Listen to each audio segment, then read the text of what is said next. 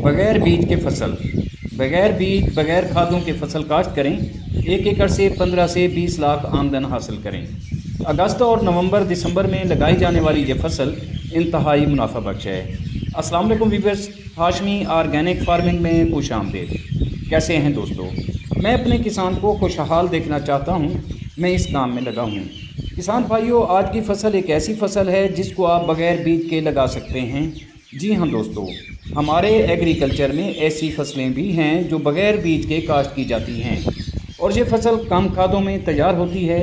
इसकी काश्त के लिए रेतली, मेरा और अच्छे निकास वाली ज़मीनें इंतहाई मौजूं तरीन होती हैं। दोस्तों, ये फसल साल में 2 मरतबा काश्त की जाती है। पहली काश्त अगस्त और सितंबर में मुकम्मल कर ली जाती है और दूसरी काश्त जो कि आम काश्त होती है उसको नवंबर और दिसंबर में काश्त किया जाता है। दोस्तों, इसकी पैदावार में कोई फ़र्क नहीं आता। अगस्त और सितंबर वाली फसल और नवंबर और दिसंबर वाली फसल सेम होती हैं, इनमें कोई पैदावारी इतना फ़र्क नहीं होता। बहरहाल दोस्तों, इस फसल को बहुत कम खादों की ज़रूरत होती है और अगर आप 1 बोरी DAP डाल दें तो पैदावार में यकीनी इजाफा होगा। अगर फसल अच्छी हो तो 15 से 20 लाख रुपए तक ये आमदन दे जाती है। मैं अपने किसानों को पहले भी बता चुका हूं कि जो कम खर्च फसलें होती हैं वो ज़्यादा मुनाफा देती हैं और उन पर मेहनत शर्त होती है। इस फसल पर भी जो मेहनत है वो जड़ी बूटियों की तलफ़ी है, जो आपने बजरिया गोडी करना होती है। अमूमन 2 से 3 मरतबा गोडी से जड़ी बूटियाँ मुकम्मल तलफ़ हो जाती हैं और पैदावार में भी इजाफ़ा होता है। जी हाँ दोस्तों, ये फसल है शकरकंदी की। शकरकंदी बहुत वज़नी फसल होती है और इसका आलू से भी ज़्यादा वज़न निकलता है, प्याज से भी ये ज़्यादा पैदावार देती है और सैकड़ों मन इससे शकरकंदी 1 एकड़ से आप निकाल सकते हैं और उसको फ़रोख्त कर सकते हैं। और जब मार्केट में रेट अच्छा चल रहा हो तो यकीनी तौर पर ये 15 लाख 20 लाख आमदन देने वाली फसल होती है। बहरहाल दोस्तों, मैंने बारहा मरतबा दोस्तों को कहा है कि वो नामजाती खादों का इस्तेमाल करें। अगर आप नामजाती खाद का इस्तेमाल करते हैं तो यकीन जानिए कि आपकी फसल की पैदावार डबल हो जाएगी।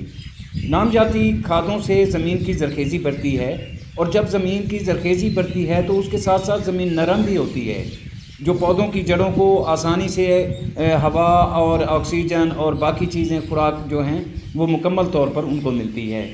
तो दोस्तों, नामजाती खादों का इस्तेमाल ज़रूर किया करें, इससे पैदावार बढ़ जाती है। कोई भी फसल हो तो उसके लिए ज़मीन की ज़रखेज़ी ज़रूरी होती है और ज़मीन की ज़रखेज़ी आप एक ही शर्त पर एक ही तरीके से बढ़ा सकते हैं। अगर आप नामजाती खादों, गोबर की खाद, बकरियों की मेंगनियाँ, मुर्गियों का वेस्टेज इस्तेमाल करेंगे तो आपकी ज़मीन की ज़रखेज़ी बढ़ेगी और फिर चाहे आप उनसे जितनी मर्ज़ी पैदावार ले लें।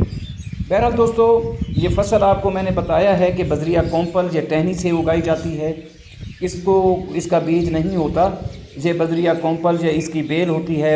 इस बेल को काट कर आप ज़मीन में दबा देंगे तो आपकी शकरकंदी तैयार हो जाएगी। तो आप किसी भी किसान से इसका जो कोंपनें होती हैं वो मुफ्त में हासिल कर सकते हैं। और दोस्तों, इसकी कई 100 मन तक पैदावार होती है क्योंकि ये आलू से भी वज़नी होती है और इसकी काश्त किसानों को खुशहाल बनाती है। अगर आप इसमें नामजाती खादों का इस्तेमाल करें तो पैदावार यकीनी तौर पर बढ़ जाएगी। बहरहाल दोस्तों, उम्मीद करता हूं कि मेरी ये कोशिश आपको पसंद आई होगी। वीडियो अच्छी लगे तो लाइक और शेयर ज़रूर कीजिएगा और अगर आप दोस्त मेरे चैनल पर नए हैं तो चैनल को भी सब्सक्राइब कर दें। बहुत शुक्रिया। जल्द मिलते हैं किसी अगली वीडियो में, तब तक अल्लाह हाफ़िज़।